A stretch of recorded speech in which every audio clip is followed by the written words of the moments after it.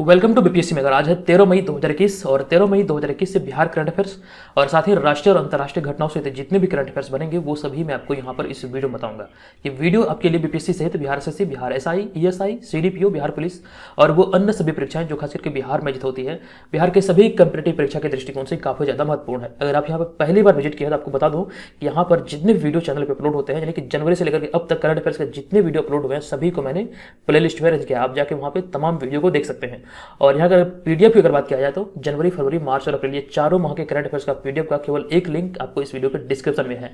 उस लिंक से इस चारों माह के करंट अफेयर्स को डाउनलोड किया जा सकता है, तो वहां पे जाइए और इसे डाउनलोड कर लीजिए। अब यहाँ पे मैं आपको एक बात बता दूं कि जो लोग यहाँ पे करंट अफेयर्स की तैयारी में हमारे साथ बने हुए हैं तो उसका नोट जरूर तैयार कीजिए। अगर आप पेड ग्रुप ज्वाइन नहीं किए हैं तो नोट जरूर तैयार कीजिएगा, क्योंकि ये जो सभी प्रश्न है ये आपकी आगामी परीक्षाओं के दृष्टिकोण से काफी ज्यादा महत्वपूर्ण है।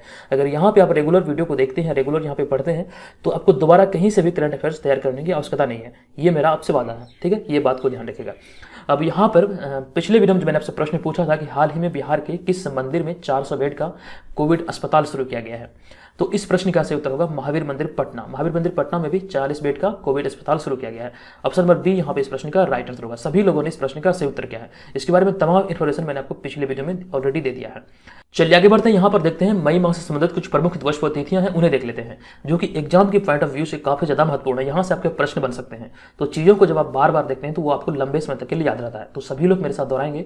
1 मई को अंतर्राष्ट्रीय मजदूर दिवस प्रत्येक वर्ष मनाया जाता है और मई माह का जो पहला रविवार होता है वो विश्व हास्य दिवस के रूप में मनाया जाता है। 3 मई को विश्व प्रेस स्वतंत्रता दिवस, 4 मई को अंतर्राष्ट्रीय अग्निशमन दिवस और विश्व अस्थमा दिवस, 5 मई को विश्व मिडवाइफ दिवस, 7 मई को विश्व एथलेटिक्स दिवस, 8 मई को विश्व रेड क्रॉस दिवस और विश्व प्रवासी पक्षी दिवस। विश्व प्रवासी पक्षी दिवस मई माह के दूसरे शनिवार को मनाया जाता है और इस वर्ष 8 मई को पड़ा है, ये ध्यान रखिएगा। और 9 मई को अंतर्राष्ट्रीय मदर्स डे, 11 मई को राष्ट्रीय प्रौद्योगिकी दिवस और 12 मई को अंतर्राष्ट्रीय नर्सिंग दिवस। जैसे जैसे ये डेट आगे बढ़ेगा जो भी महत्वपूर्ण दिवस होंगे वो मैं यहाँ पे अपडेट करता चलूंगा, ये ध्यान रखिएगा।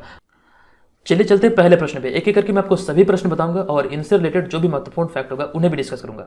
तो आपको इस पूरे वीडियो को ध्यानपूर्वक देखना है और वीडियो के अंत में पूछे गए प्रश्न का आंसर कमेंट बॉक्स में कमेंट करके देना है।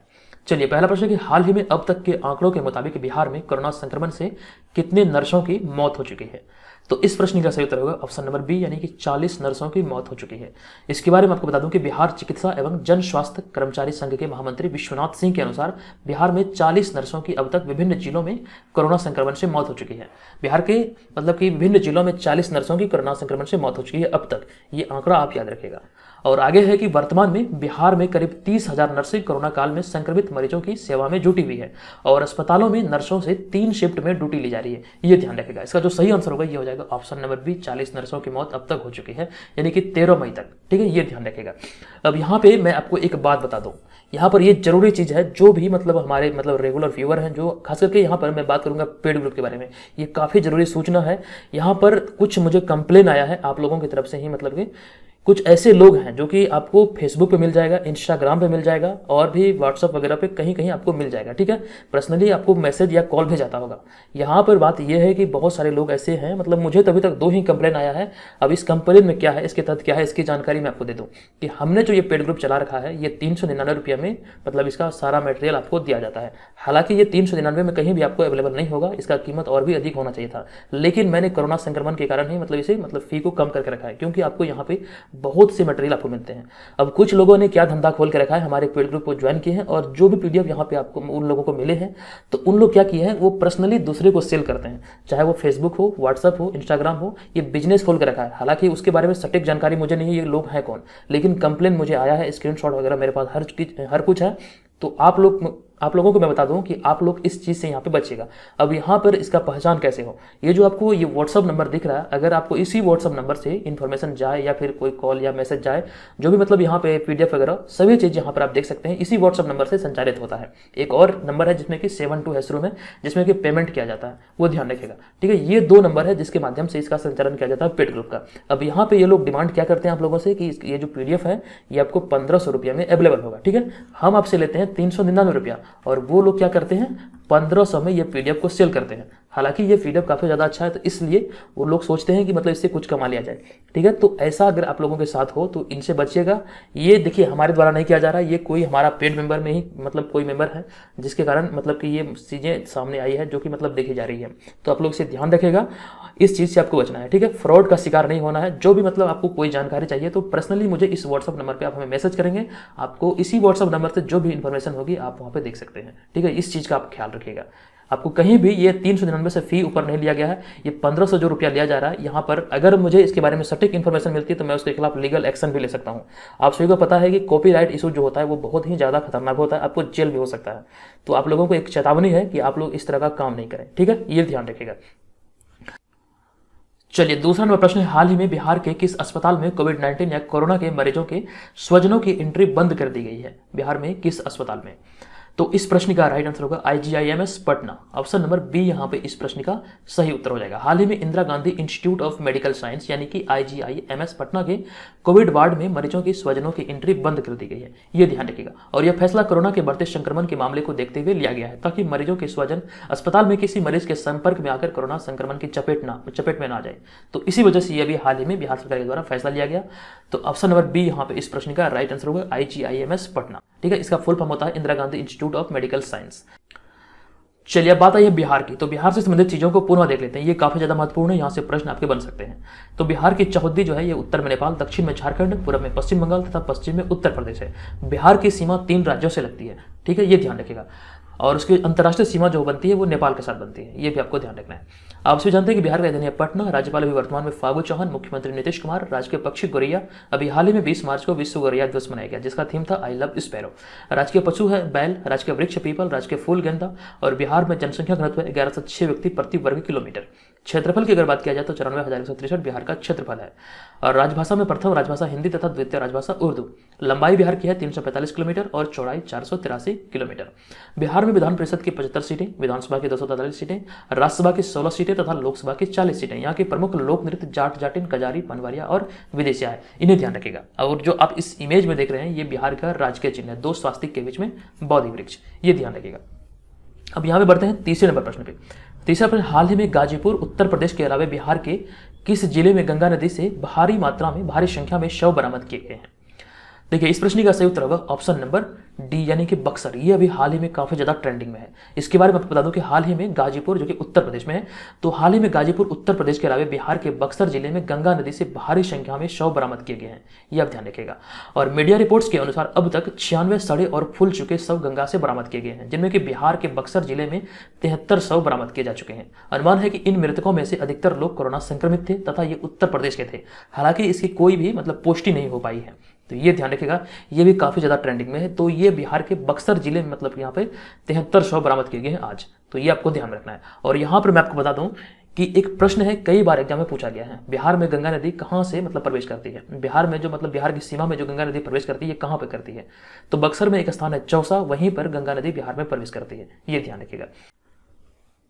चलिए, उसके बाद चौथा प्रश्न है, हाल ही में बिहार में 32 साल पुराने एक अपहरण के केस में किस नेता की गिरफ्तारी की गई है? तो इस प्रश्न का राइट आंसर होगा पप्पू यादव, यानी कि ऑप्शन नंबर डी यहाँ पे इस प्रश्न का सही उत्तर होगा। इसके बारे में ये जानते हैं कि हाल ही में जन अधिकार पार्टी के राष्ट्रीय अध्यक्ष और पूर्व सांसद पप्पू यादव को 32 साल पुराने एक अपहरण के केस में गिरफ्तार किया गया है और कोर्ट ने पप्पू यादव को 14 दिन की न्यायिक हिरासत में भेजा है, ये ध्यान रखिएगा। अब मामला क्या है, तो इसके बारे में आपको बता दूं कि दरअसल बिहार के मधेपुरा के उदा किशनगंज के कुमारखंड थाने में 1989 में अपहरण का एक मामला दर्ज हुआ था, जिसमें पप्पू यादव अभियुक्त थे। तो यही केस चल रहा था और इसी में अभी हाल ही में इनको गिरफ्तार किया गया है। तो ऑप्शन नंबर डी यहाँ पे इस प्रश्न का राइट आंसर होगा। ये ट्विटर पे काफी ज्यादा ट्रेंड मतलब कर रहा है। इसके बारे में जो भी इन्फॉर्मेशन है, आप चाहें तो आप भी यहाँ पर हैशटैग इस्तेमाल करके ट्विटर पर मतलब इसके बारे में टैग कर सकते हैं। ये बहुत जरूरी है कि इस प्रकार का नेता जो है मतलब बिहार में एकदम से नहीं है, कर सकते हैं। तो आप लोग इसके बारे में क्या सोचते हैं, मतलब क्या आपके मन में राय है, इसके बारे में मुझे कमेंट करके जरूर बताइएगा, ठीक है। चलिए, अब यहाँ पे बढ़ते हैं 5वें नंबर प्रश्न पे। 5वां प्रश्न, हाल ही में राष्ट्रीय सांख्यिकी ब्यूरो के अनुसार किस देश की जनसंख्या पिछले एक दशक में 32 मिलियन बढ़कर 1.41 अरब हो गई है, 1.41 अरब हो गई है? तो इस प्रश्न का सही आंसर होगा चीन, यानी कि ऑप्शन नंबर बी यहाँ पे इस प्रश्न का राइट आंसर होगा। इसके बारे में आपको बता दूं कि राष्ट्रीय सांख्यिकी ब्यूरो के अनुसार हाल ही में चीन की जनसंख्या पिछले एक दशक में 32 मिलियन से बढ़कर अब 1.41 अरब हो गई है, ये आपको ध्यान रखना है। तो ऑप्शन नंबर बी यहाँ पे इस प्रश्न का राइट आंसर होगा। ये आंकड़े जो जारी किए गए हैं ये राष्ट्रीय सांख्यिकी ब्यूरो के द्वारा जारी किया गया। चलिए छठा प्रश्न, हाल ही में किस प्रसिद्ध टेनिस खिलाड़ी को Laureus world sportsman of the year 2021 award से सम्मानित किया गया है? तो इस खिलाड़ी का नाम है Rafael Nadal. Option number A यहाँ पे इस प्रश्न का सही उत्तर होगा। हाल ही में प्रसिद्ध टेनिस खिलाड़ी राफेल नडाल को Laureus world sportsman of the year 2021 award से सम्मानित किया गया है। राफेल नडाल का जन्म 1986 में हुआ था और वे स्पेन के एक टेनिस खिलाड़ी हैं। ये सभी चीज़ों का आपको ध्यान रखना है। 2021 का Laureus world sportsman of the year का खिताब राफेल नडाल को मिला, जो कि ये स्पेन के एक टेनिस खिलाड़ी हैं। ये आपको ध्यान रखना है। टेनिस खेल दो टीमों के बीच गेंद से खेली जाने वाली एक खेल है, जिसमें कि कुल 2 खिलाड़ी या फिर 4 खिलाड़ी होते हैं। टेनिस के बल्ले को टेनिस रैकेट और मैदान को टेनिस कोर्ट कहा जाता है। तो ये ध्यान रखना है आपको। चलिए अगला प्रश्न, 7वां नंबर प्रश्न, हाल ही में किस देश ने 12 से 15 साल तक के बच्चों के लिए फाइजर वैक्सीन को मंजूरी दे दी है? तो इस प्रश्न का राइट आंसर होगा ऑप्शन नंबर डी, यानी कि अमेरिका। हालांकि इससे पहले, यानी कि कह सकते हैं सबसे पहले, कनाडा ऐसा देश बना था जो कि मतलब इस कैटेगरी के बच्चों के लिए मतलब कि फाइजर वैक्सीन को मंजूरी दिया था। तो ये आपको ध्यान रखना है। इसके बारे में ऑलरेडी मैं आपको बता चुका हूँ। अब यहाँ पे इस प्रश्न का राइट आंसर है अमेरिका। इसके बारे में यहाँ पे जानते हैं डिटेल में कि वर्तमान समय में दुनिया भर में कोरोना संक्रमण के चलते जारी तबाही के बीच अमेरिका के खाद्य एवं औषधि प्रशासन 10 मई को 12 से लेकर के 15 साल तक के बच्चों के लिए फाइजर बायोएनटेक के वैक्सीन को आपातकालीन उपयोग के लिए मंजूरी दे दी है। हालांकि सबसे पहले इस श्रेणी के बच्चों के लिए कनाडा ने फाइजर वैक्सीन को मंजूरी दिया था। ये बात अभी मैंने आपको बताया। तो इन सारी चीजों को आपको यहाँ पे ध्यान रखना है, ठीक है। पहला देश बना था जो कि मतलब इस कैटेगरी के लिए मतलब फाइजर वैक्सीन को मंजूरी दिया था। चलिए बढ़ते यहाँ पर अगले प्रश्न पे। अगला प्रश्न, हाल ही में किस राज्य सरकार ने कोरोना संक्रमितों के लिए आयुर्वेदिक टेलीमेडिसिन सुविधा शुरू की है? किस राज्य सरकार ने? तो इस प्रश्न का right answer option number C, यानी कि हरियाणा सरकार के द्वारा ये सेवा मतलब कि आयुर्वेदिक टेलीमेडिसिन सेवा शुरू किया गया है।